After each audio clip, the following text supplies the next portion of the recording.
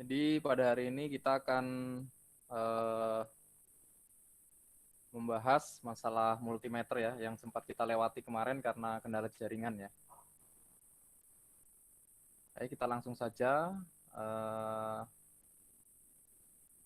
ke materi. Oh ya, sebelumnya saya awali pada kegiatan hari ini untuk berdoa menurut agama dan keyakinan masing-masing. Berdoa dipersilahkan.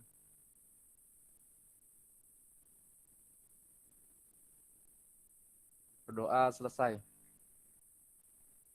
Baik, kita lanjut ke materi.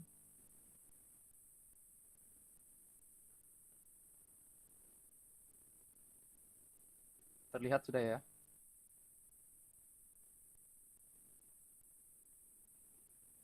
Oke, kita mulai materi. Terlihat, Mas Wahyu? Hilang Pak slide-nya.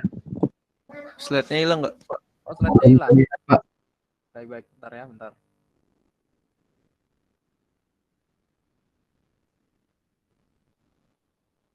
Sudah ya?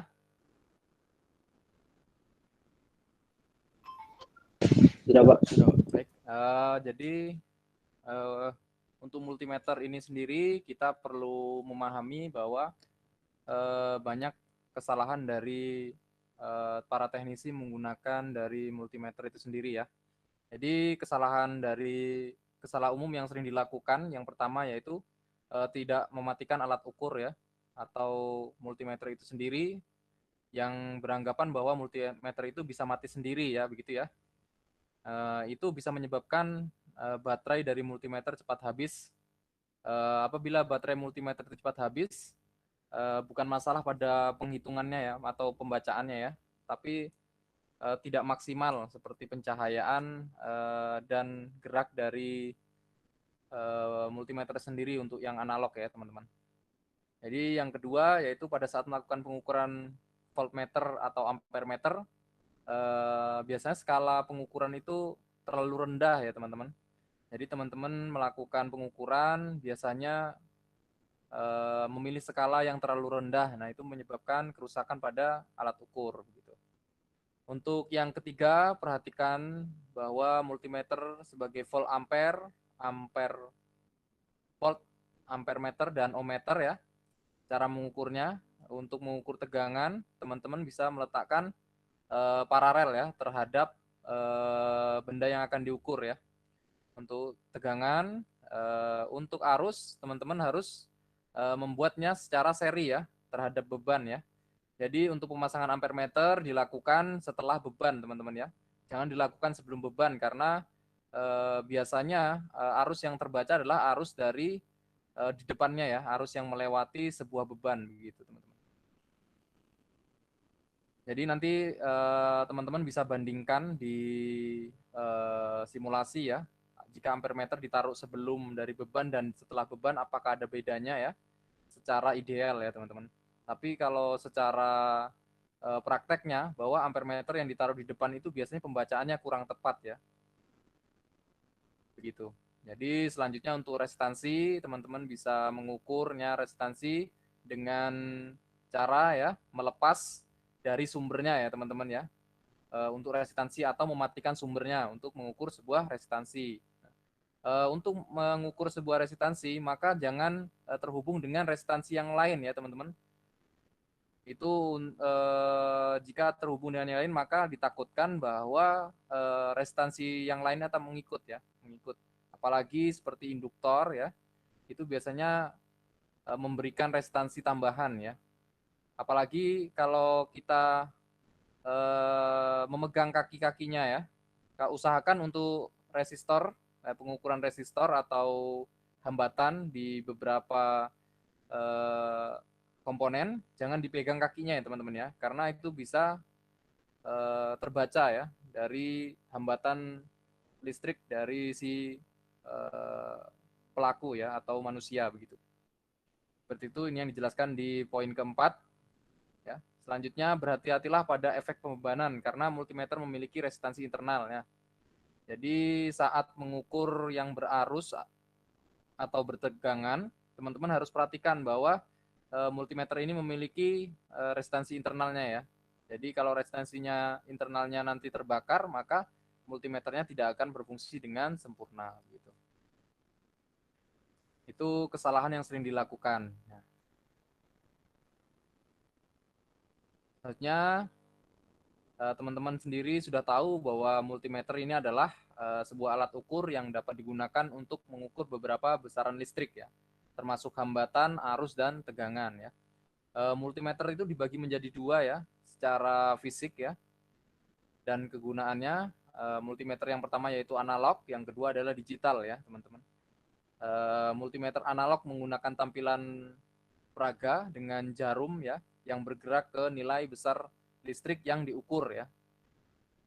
Lalu kalau untuk analog tidak digunakan untuk mengukur secara detail suatu besaran ini nilai komponennya ya.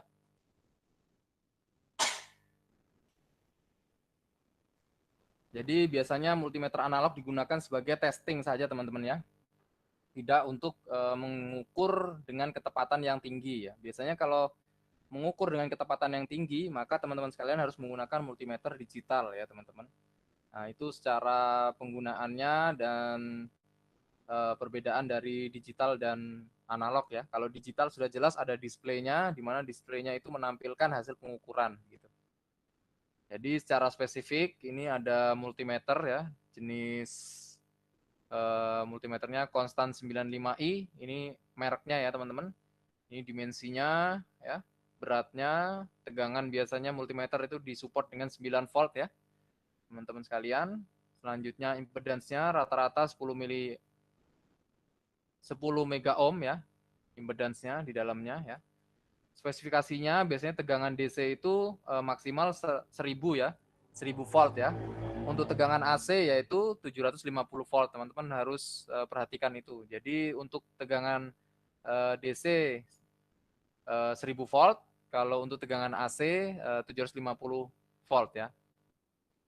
Lalu tahanannya atau restansinya ya bisa paling maksimal yaitu untuk mengukur di bawah dari 200 mega ohm ya, di bawah 200 mega ohm ya. Kalau di atas 200 mega ohm tidak bisa ya.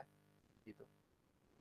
Selanjutnya diodanya resolusinya 1 milivolt, masuknya ini resolusi dari perubahannya itu 1 milivolt ya. Lalu buzzernya di bawah 30 ohm ya untuk berbunyi ya. Ini buzzer untuk sebagai indikator ya teman-teman. Ini secara umum seperti ini. Untuk arus ya, untuk arus DC-nya maksimal 10 ampere teman-teman. Arus AC-nya juga 10 ampere begitu.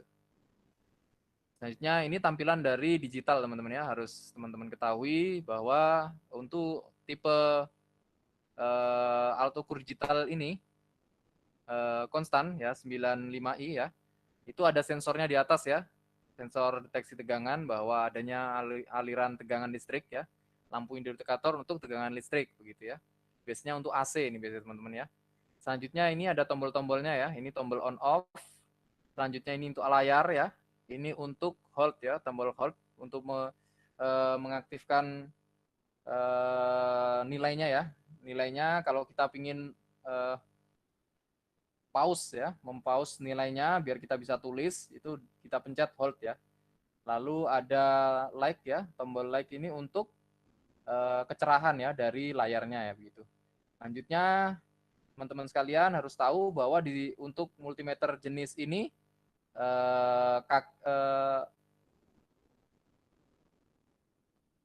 ada 4 ya, ada 4 terminal ya teman-teman ya. Jadi masing-masing terminal ini berfungsi untuk berbeda-beda ya. Jadi kalau untuk COM-nya atau negatifnya tetap sama, terminal negatif ya. Kalau untuk terminal 3 yang lain itu berbeda fungsi dan kegunaannya ya. Jadi kalau untuk terminal yang ada tulisan V, ohm, dan dioda, maka ini digunakan untuk mengukur tegangan dan hambatan ya. Lalu di samping yang warna hitam ini berfungsi untuk kapasitor ya teman-teman ya. Ini biasanya ada tambahan ya, tambahan internal ya, external device ya, untuk mengukur kapasitor, induktansi, lalu ada untuk mengukur transistor ya, itu ada eksternal ya tambahannya. Lalu ini untuk mengukur arus maksimal 10 ampere yang ini ya. Yang ini pengukuran arus 10 ampere. Nah, biasanya ini untuk mengurus arus AC teman-teman ya. 10 ampere ya. Ini diizinkan 10 ampere gitu. Ini penampakannya. Teman-teman harus perhatikan untuk instalasi baterai teman-teman sudah bisa pelajari sendiri untuk melepas, terus disiapkan baterainya, terus dipasang, lalu ditutup, lalu multimeter siap digunakan, seperti itu ya. Ini untuk mengatur ketepatannya ya teman-teman ya. Ini untuk power ya. Lalu ini ada digitnya, itu bisa diatur juga melalui ini teman-teman, melalui selektor ya. Dari selektor ini ya, kita untuk menentukan berapa digit di belakang koma begitu. Lalu ini untuk mengukur nyambung atau putusnya sebuah fuse ya teman-teman ya. Ini fuse yang digunakan di beberapa kendaraan umum ya, mobil atau bis ya, dia menggunakan fuse seperti ini ya. Ini mengukur letakkan di dua ini ya, jangan diletakkan di dua ini karena ini untuk mengukur hambatan, lalu nyambung atau tidaknya sebuah dioda ya, dan nyambung atau tidaknya sebuah fuse ya, begitu. Nanti kalau ini nyambung ada indikator atau berbunyi buzzer ya teman-teman. Oke. Selanjutnya ini sama ya, buzzer untuk berbunyi buzzer. Untuk mengukur hambatan teman-teman tetap menggunakan yang ada pemberitahuan volt dan ohm ya gitu. Selanjutnya untuk tegangan ya, tegangan tetap tapi diubah selektornya ya teman-teman ya. Jangan lupa kalau untuk 12 volt ya ini, untuk 12 volt maka arahkan di bawah 20 volt ya. Jangan di 200 volt karena kebacanya nanti jauh sekali ya belakang komanya ya gitu. Jadi kalau kita mengukur, kita harus tahu dulu, misalnya yang kita ukur 19 volt ya. 19 volt itu biasanya dia plus minus 1 ya, jadi 20 atau 18 ya biasanya. Jadi dipastikan bahwa dia di bawah 20 volt begitu teman-teman ya.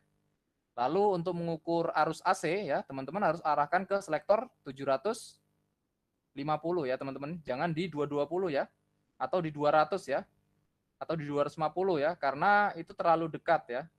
Jadi dimaksimalkan untuk AC diletakkan di bagian yang tertinggi begitu.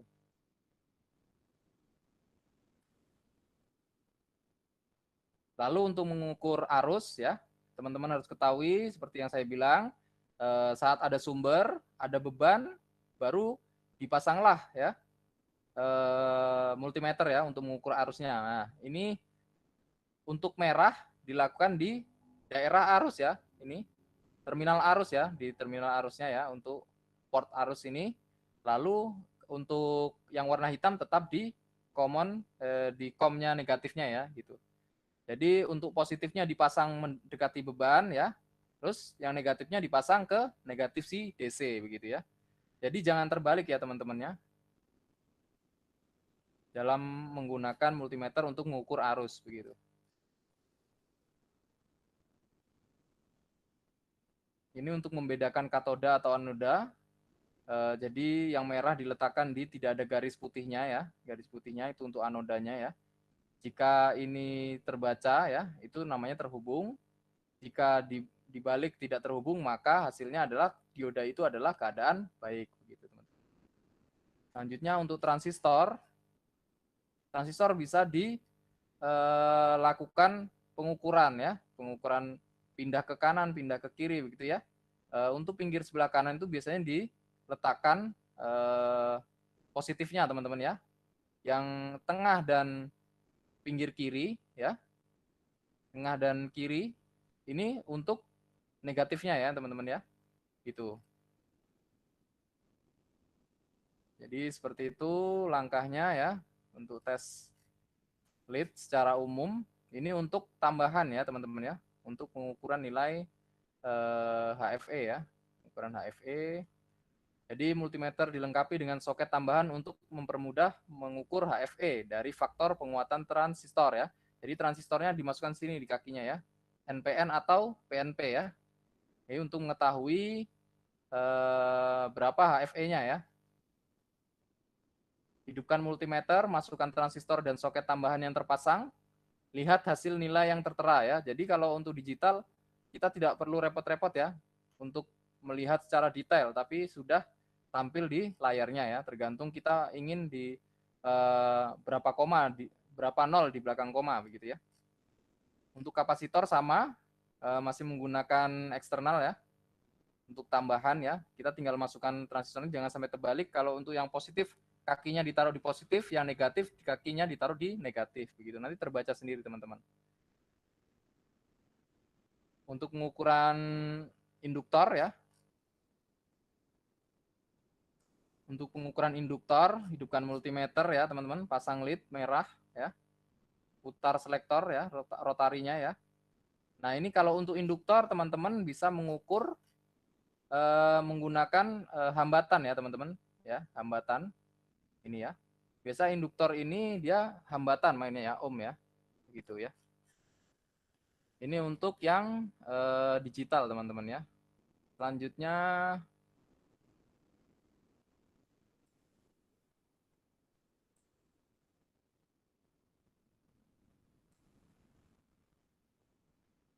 kita untuk yang analog ya. Untuk yang analog, bentar.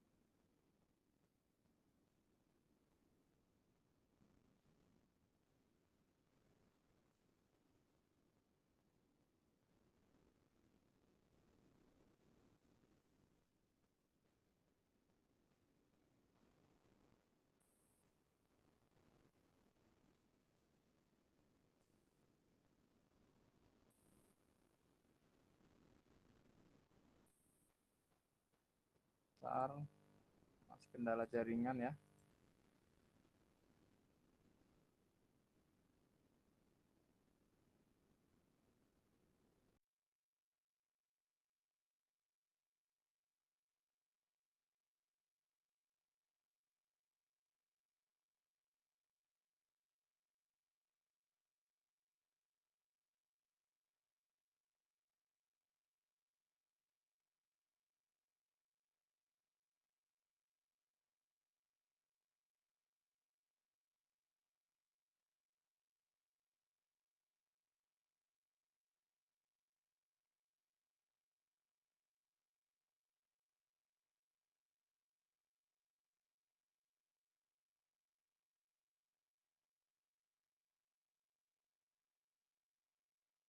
Ya teman-teman ya. Oke, terdengar suara saya ya. Kedengaran, Pak? Baik, saya lanjut ya.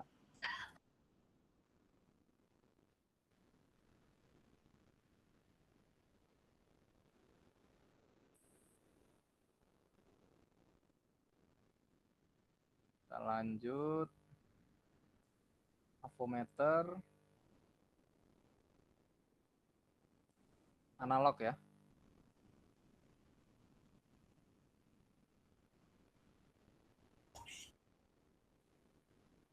Baik, terlihat ya. Ya. Penggunaan alat ukur listrik avometer analog ya teman-teman ya.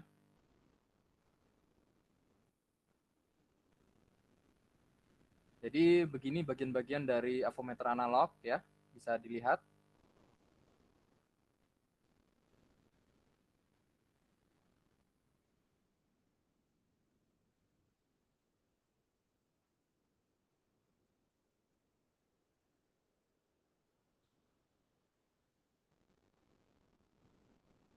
Jadi untuk satu ini jarumnya ya. Ini jarum ya, berfungsi sebagai penunjuk besaran yang diukur ya, jarumnya ya.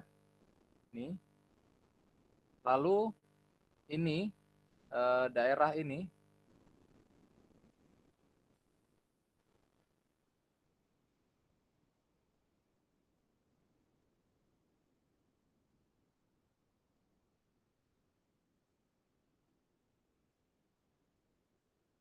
menunjukkan skala ya, yang berfungsi sebagai pembaca meter, yaitu skala arus, tegangan, dan hambatan. Ini untuk skalanya ya, untuk skala. Jadi untuk melihat itu semua, teman-teman harus menyesuaikan warna yang ada di sini ya. Warna yang ada di sini untuk ohm, ini yang warna hijau-hijau ini ya. Untuk yang merah untuk arusnya ya, untuk arusnya. Terus untuk arus DC dan volt DC menggunakan yang tengah ini ya teman-teman ya. 10, 100, 150, 200, 250 begitu ya. Itu untuk skala ya. Selanjutnya ini untuk mengatur adjustment ya. Kedudukan jarum benar-benar dalam keadaan 0 ya. Jadi teman-teman kalau untuk analog ya, untuk analog pastikan dulu posisi jarumnya letaknya di 0 ya. Nah, letaknya di 0 ini caranya tidak langsung bisa diletakkan di 0, tapi antara keduanya, kedua terminalnya dihubungkan singkat ya teman-teman. Baru teman-teman sekalian mengeset skrup dari adjustment zero-nya ya, gitu. Fungsinya untuk mengatur kedudukan jarum, menunjuk dengan cara memutar skru ke kanan atau ke kiri dengan menggunakan obeng pipih kecil atau minus ya, obeng minus ya.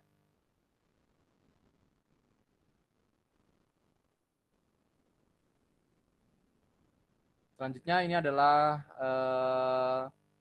saklar memilih selektor ya, rotari ya. Jadi teman-teman mengarahkan selektornya mau ke 500 DC mA atau DC volt ya. Ini 10, 50, 250, 1000 volt ya.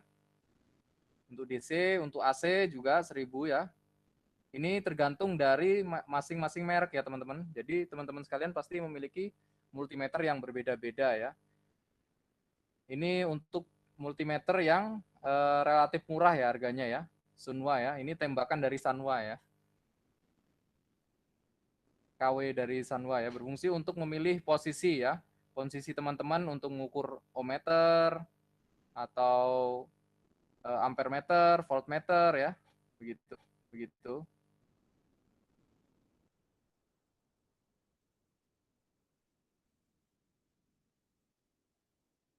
Tombol pengatur jarum menunjukkan pada kedudukan zero ya, zero yang zero knob ya, berfungsi untuk mengatur jarum menunjukkan pada posisi 0 ya. Caranya saklar memilih diputar kepada posisi ohmmeter ya. Test lead positif dihubungkan ke test lead negatif, kemudian tombol pengaturan kedudukan 0 diputar ke kiri atau ke kanan ya. Sehingga menunjukkan pada kedudukan 0 ya. Jadi ini untuk ketepatannya di sini ya teman-teman. Kalau ini untuk menunjukkan 0 dari penghubungan singkat ya teman-teman. Gitu ya.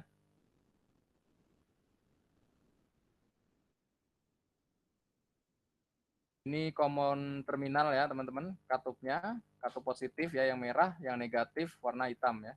Jangan sampai terbalik teman-teman ya.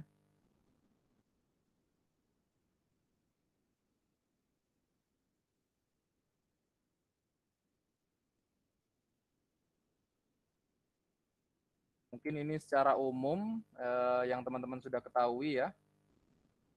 Jadi seperti itu. Selanjutnya ini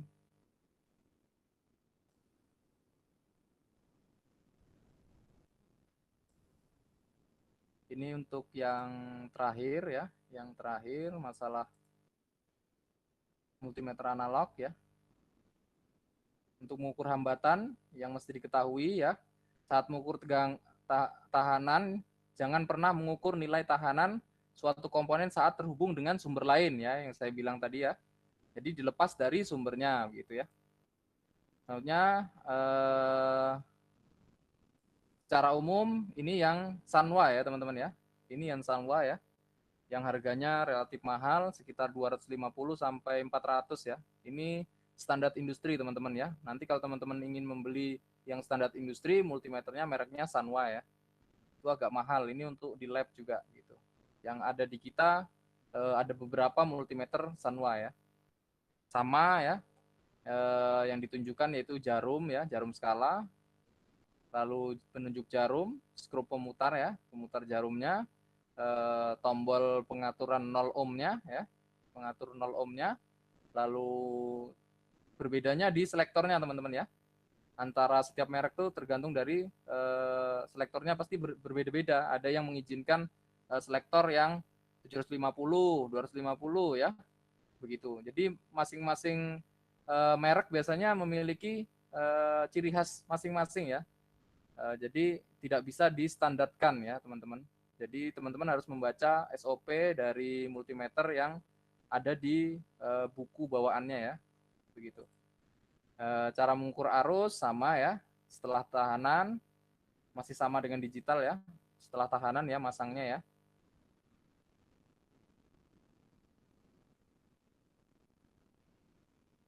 Ukur hambatan masih sama. Tegangan masih sama ya, bisa mengukur dari sumbernya ya. Lalu tahanan juga bisa diukur untuk tegangannya ya, sama. Karena hanya ada dua saja ya, positif dan negatif. Yang mungkin teman-teman yang kebingungan ini biasanya mengukur kapasitor, terus transistor, induktor ya biasanya. Nah itu ada eksternal ya teman-teman ya, yang harus teman-teman miliki ya untuk mengukur begitu. Mungkin itu ya teman-teman untuk multimeter, atau ada yang ditanyakan dulu masalah multimeter, atau teman-teman sekalian sudah familiar ya dengan multimeter? Silakan, ada yang ditanyakan dulu masalah multimeter secara fisik maupun kegunaan.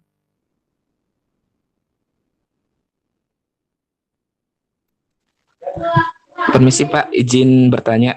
Ya, Nur Ardianto, silakan.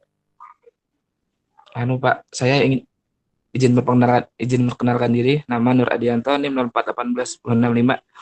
Tadi kan pas saat Bapak membahas tentang multimeter digital kan ada di situ maksimal tegangan DC sebesar 1000 volt dan tegangan AC sebesar 750 volt.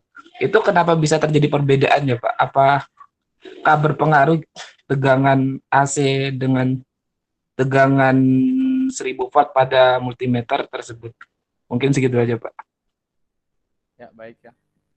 Ini yang ditanyakan selektor ya. Kenapa ada yang 1000 volt DC sama 750 gitu kayak? Ya Pak. Yang AC ya, 750 AC. Jadi Mas Ardianto ya, jadi di dalam multimeter itu ada penguatnya sendiri-sendiri Mas ya. Jadi masing-masing selektor itu menunjukkan ke penguatnya masing-masing ya. Jadi ada, kalau yang DC tadi 1000 ya, 1000 volt, itu karena di dalam multimeter itu sendiri settingnya 1000 volt Mas. Jadi udah disetting untuk spesifikasi 1000 volt DC ya. Jadi antara volt DC dan AC itu penguatnya berbeda teman-teman ya. Jadi kalau untuk mengukur DC, maka di dalam multimeter sendiri teman-teman kalau pernah bongkar ya, teman-teman, untuk teman-teman elektro, kalau penasaran dibongkar saja ya, dilihat itu multimeternya, lalu dicari ya skematiknya ya. Jadi teman-teman harus belajar skematiknya juga ya. Saya coba ya. Jadi di dalam skematik itu untuk AC dan DC berbeda ya, terpisah Mas Ardianto ya. Karena komponen yang digunakan juga berbeda gitu Mas ya.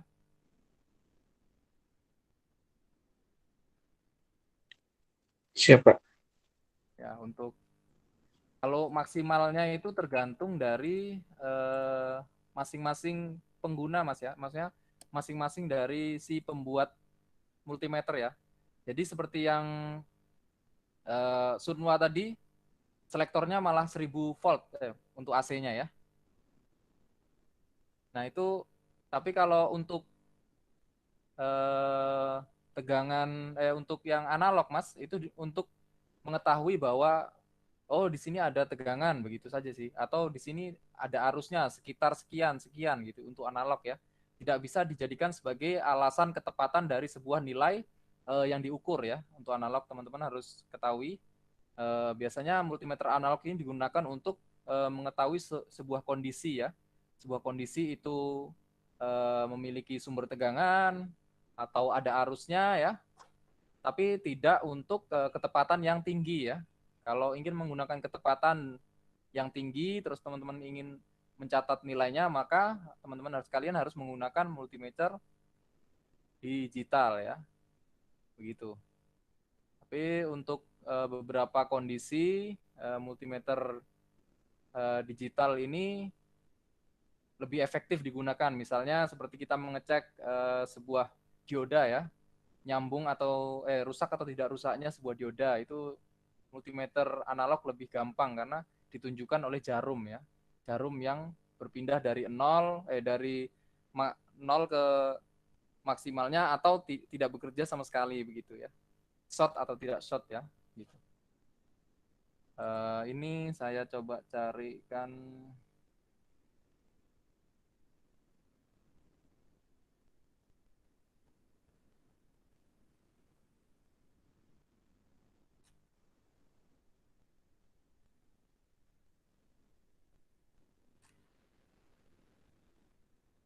Ini multimeter.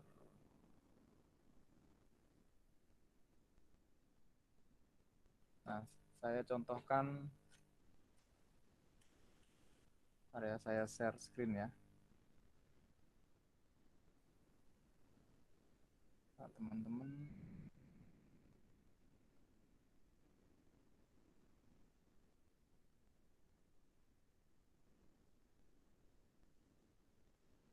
Terlihat ya ini ya, multimeter ya. Ini multimeter digital yang sangat biasa sekali ya. Ini mudah dijangkau ya. Ini untuk spesifikasinya ya, teman-teman tahu. Nah, ini kalau teman-teman buka ya, seperti inilah multimeter itu ya. Multimeter kalau dibuka seperti ini ada ini displaynya ya. Ini ada chipnya ya, teman-teman.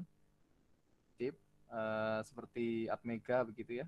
Tapi udah kecil ya bentuknya. Seperti itu. Saya ingin menunjukkan skemanya ya, teman-teman. Nah, ini skemanya, teman-teman ya.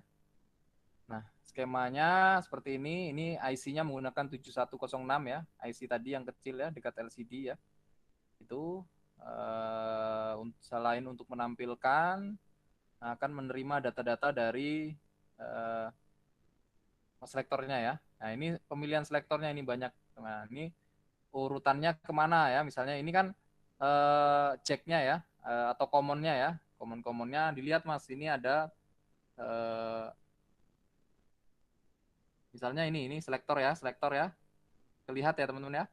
200 milivolt ya. Nah, ini komponennya apa saja ya? Komponennya untuk DC ternyata tidak ada yang dilalui apa-apa ya, teman-teman ya. Nah, kalau untuk yang AC ya, dibedakan ya. Ada resistor lain ya, ada resistor. Lalu di sini ada dioda, teman-teman ya. Nah, kalau dioda berhadapan seperti ini, maka arusnya tidak ya, tidak akan kena ya. Tidak akan mengenai dari si chipnya ya, teman-teman ya. Tidak akan mengenai chipnya ya ini ya. Dilihat ya, bisa dilihat. Jadi setiap selektor ini memiliki komponen-komponen yang sudah diatur sedemikian rupa ya, agar bisa membaca atau bisa mengalihkan sebuah skala alat ukur itu sendiri ya. Nah, misalnya pengali berapa ini ya? Misalnya ini untuk tegangan AC ya, tegangan AC. Ada resistornya masing-masing ya di setiap ininya ya. Ini untuk hambatan ya, R ya. Kita lihat ini untuk langsung yang DC yang 2 mili ya. 2 mega untuk 2K. Untuk 2K kita lihat ini. Nah, ini harus melewati ini dulu ya. ada RR yang lain ya. Jadi ini pengalinya teman-teman. Pengalinya berdasarkan dari hambatan-hambatan. Nanti teman-teman sendiri bisa mencoba ya, membrowsing isi dari multimeter teman-teman sekalian ya. Jadi misalnya untuk 20 volt, kenapa 20 volt? Nah, mulai sekarang teman-teman harus mencari kenapa 20 volt ya. Gitu ya. Ini untuk si multimeter yang digital biasa ya, ini biasa tapi termasuk lengkap ini ya. Nah, ini multimeter biasa yang bisa didapatkan teman-teman ya. Biasanya harganya ini 40 ribuan ya, 40 ribuan ke bawah ya. Nggak sampai 100 lah ya. Ini multimeter yang standar sekali menggunakan baterai 9 volt ya. Teman-teman bisa buka multimeter teman-teman sendiri-sendiri ya. Bagaimana keadaan di dalamnya, cari datasheet-nya ya. Gitu teman-teman ya. Atau ada yang ditanyakan lagi? Saya Pak, Ya silakan. perkenalkan nama saya Yosefiana Abu Oseko, NIM 041987. Mohon maaf sebelumnya Pak, saya izin bertanya. Jika kita ingin mengukur misalnya tegangan atau arus di atas nilai avometernya misalnya mengukur 3000 Pak, terus jangkauan avometernya itu hanya 1000. Terus gimana ya Pak kita atur skalanya? Sekian Pak, terima kasih. Ya, terima kasih ya. Biasanya begini ya, mengukur sebuah, misalnya kita memiliki multimeter yang standar ya, standar sekali ya. Ya, multimeter standar sekali, kita ingin mengukur tegangannya ya. Pada dasarnya jika tegangan itu di atas dari skala multimeter ya, kita masuknya ke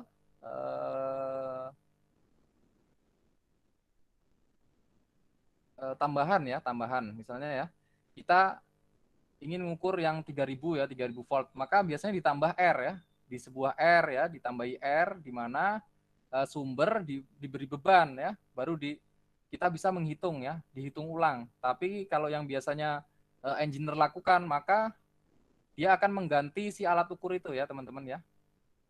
Jadi ada alat ukur yang multimeter yang bisa mengukur 3000 volt ya sebetulnya ya.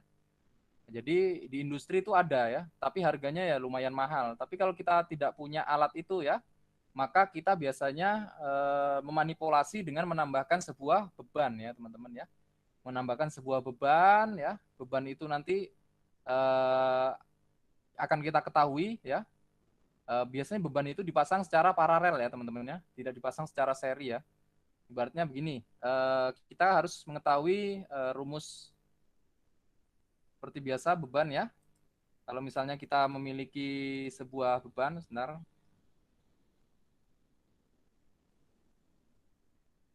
Ini ya misalnya ya, saya misalkan. Jadi teman-teman sekalian harus, misalnya kita punya sumber 3000 ya, 3000 volt ya. Maka teman-teman sekalian harus memasang beban ya, untuk mengetahui berapa nilai dari sumber itu ya. Jadi harus dipasang beban. Terus teman-teman sekalian akan menganalisa si beban itu sendiri ya. Jadi kita sudah menentukan R-nya ini berapa ya. R-nya ini berapa. Dan jangan lupa ya, V sama dengan, ada yang bisa jawab? Harus saya Pak. Ya. Yosefiana 041987. Arus kali hambatan Pak. Bukan. Kalau V arus I, kali hambatan kan I kali R. standar kan. Iya. Ini yang hukum Kirchhoff. Jadi kalau ada seperti ini, kita sudah menggunakan hukum Kirchhoff, Mbak ya. Oh iya Pak. Oh, Sigma. V sama dengan 0, sigma 0. Sigma V sama dengan 0. Ya. Iya. Iya Jadi Pak. kalau ada sumber, kita memanipulasi dengan hambatan, Mbak ya. Hambatannya yang paling gampang kita buat sama, Mbak ya. Jadi arus yang masuk ke sini, yang ke sini, dan tegangan yang terukur di sini dan di sini sama, Mbak ya. Begitu cara memanipulasi sebuah alat ukur ya, dengan keterbatasan pembacaan, gitu Mbak ya. Baik Pak, terima kasih Pak. Ya, terima kasih Mbak. Ya, yang lain? Jadi untuk teman-teman sekalian jangan menyerah ya. Untuk misalnya alat ukur saya tidak sanggup itu Pak. Nah, jadi teman-teman sekalian harus memastikan sebuah hambatan ya, mencari sebuah hambatan, hambatan itu dipasang paralel ya, jangan dipasang cuma satu ya, dipasang dua ya, biar kita bisa menganalisanya ya menggunakan hukum Kirchhoff arus ataupun tegangan ya. Kalau Kirchhoff arus apa ya? Masuk sama dengan Keluar, Pak. keluar. Harus keluar, Pak. Ya, begitu ya. Jadi teman-teman harus ini manipulasi dengan rumus ini ya. Jangan sampai lupa ya. Rumus ini harus dipegang ya untuk alat ukur multimeter yang keterbatasan ya, memiliki keterbatasan gitu.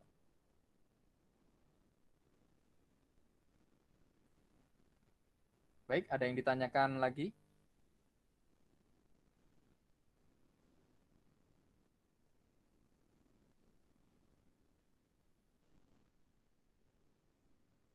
Baik, kalau tidak ada yang ditanyakan, ini ya silakan Mas Wahyu Kristiawan. Ayo, Pak, izin bertanya, Pak. Perkenalkan, nama saya Wahyu Kristiawan, NIM 041985. Saya izin bertanya, Pak. Tadi kan Bapak bilang multimeter itu jangan menghitung tegangannya itu mendekati nilai selektornya, Pak. Nah, itu kenapa, Pak ya? Misalnya kita mendapatkan nilai tegangannya itu 230-an. Nah, kita itu jangan memilih nilai selektornya itu 250. Seharusnya memilih 750. Itu kenapa, Pak? Apakah bisa merusak alatnya atau bagaimana, Pak? Terima kasih, Pak. Baik, Mas Wahyu ya. Jadi ini memang pertanyaan yang biasa akan kita lakukan ya saat mengunjungi sebuah industri ya. Standar SOP-nya untuk tegangan dan arus yang benar-benar tidak kita ketahui ya sumbernya, maka kita harus meletakkan selektor tertinggi ya teman-teman ya. Jadi untuk langkah pertama untuk mengukur arus dan tegangan, teman-teman sekalian harus meletakkan selektor tertinggi ya. Itu fungsinya ya. Karena ditakutkan si tegangan ini tidak stabil, Mas Wahyu ya.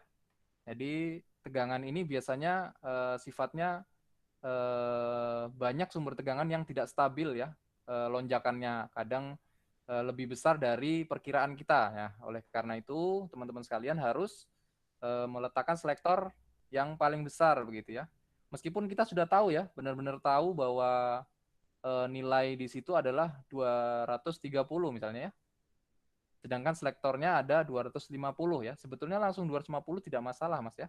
Akan tetapi kita untuk memastikan bahwa keadaan tegangan itu benar-benar 230, maka kita set ke daerah tertinggi ya, 750. Nah, dari 750 itu kita bisa memprediksi bahwa keadaan ini benar-benar 230. Nah, kalau kita sudah, oh ya ini sudah benar-benar 230, baru kita letakkan di selektor 250 untuk membaca ketepatannya ya, untuk membaca presisi dari pembacaan alat ukur begitu, Mas Wahyu ya.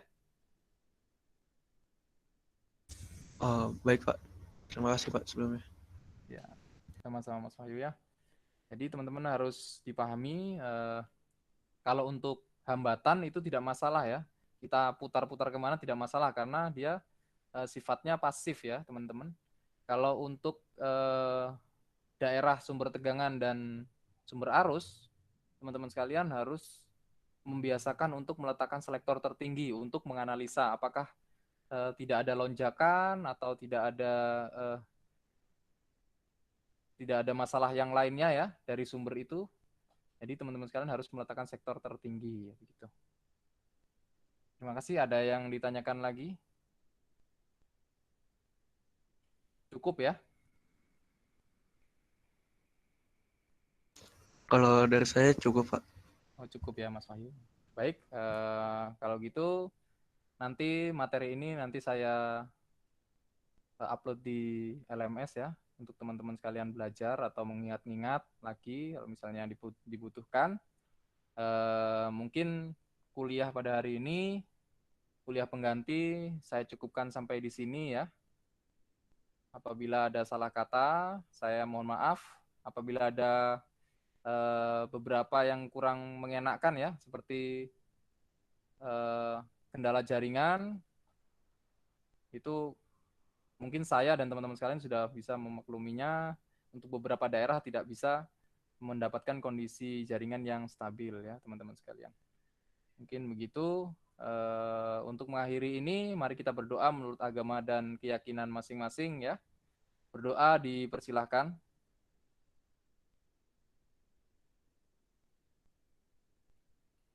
Berdoa selesai. Sekali lagi terima kasih. Maaf saya sudah mengganggu waktu libur teman-teman sekalian. Jangan lupa dikerjakan ya tugas prakteknya dari kakak tingkat ya.